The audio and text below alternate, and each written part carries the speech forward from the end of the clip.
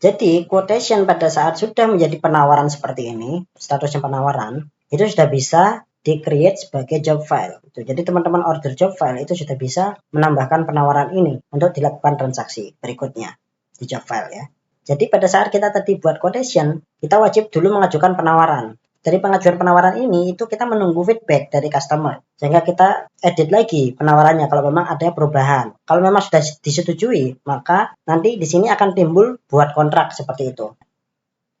Contoh, misalkan ini ya, ajukan penawaran. Setujui penawaran ini dari Transkontinan itu bagaimana? Apakah yang memvalidasi setujui penawaran ini adalah manajer marketingnya atau direksinya, ataukah setujui penawaran ini dari sisi customernya? Karena stepnya setelah setujui penawaran akan terbit kontrak, buat kontrak seperti itu. Kalau cancel berarti loss. Itu. Tapi masih tetap kita bisa buatkan quotationnya untuk dibuat di job file.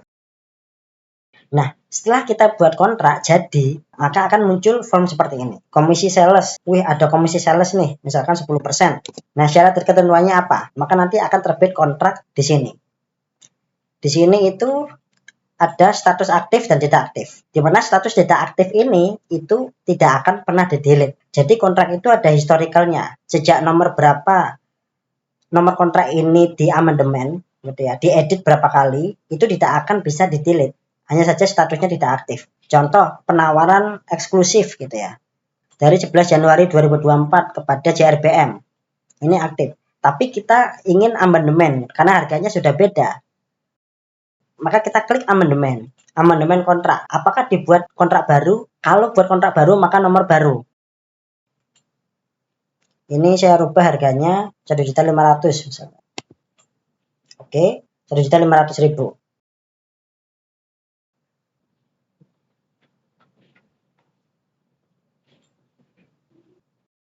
Nah, ini item tidak kita pakai teman-teman karena item ini tadi ada hubungannya dengan sales order atau kalau kita itu mau ada penjualan barang gitu. Karena kita di sini full jasa, kita tidak pakai. Ini kalau misalkan ada cost-nya, ada cost alias CR-nya. Sini kita tidak pakai. File ini juga kita lewatin. Ini kalau misalkan kita mau upload dipersilakan file-file yang nanti sebagai pelengkap daripada quotation. Dan di sini ada job file history. Berarti untuk kontrak ini belum pernah dipakai di job file. Di sini nanti akan muncul seharusnya teman-teman di menu yang tadi di kontrak ini ya. Maka yang sebelumnya itu tidak aktif di sini ya, tidak aktif. Yang 1.200.000 itu menjadi tidak aktif itu. Akan berubah menjadi yang baru 1.500.000 yang ini. Itu. Sehingga pada saat buat job file ini tidak akan mungkin salah. Maksudnya nggak mungkin salah itu gimana? Jadi kalau terjadi edit di price list, kita kan edit price list itu kan mengganti update ya, sehingga kita tidak tahu historinya. Tetapi kalau kontrak itu kita tahu.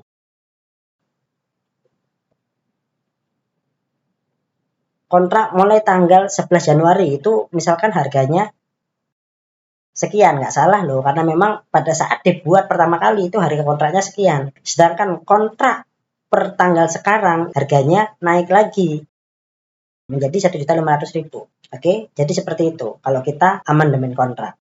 Jadi ini kan karena tanggalnya belum kita update, ini wajib kita update dulu nih teman-teman tanggalnya, biar kita tahu tanggal kontrak terbarunya tanggal kapan. Misalkan per tanggal sekarang ya, udah kita buat aja di sini.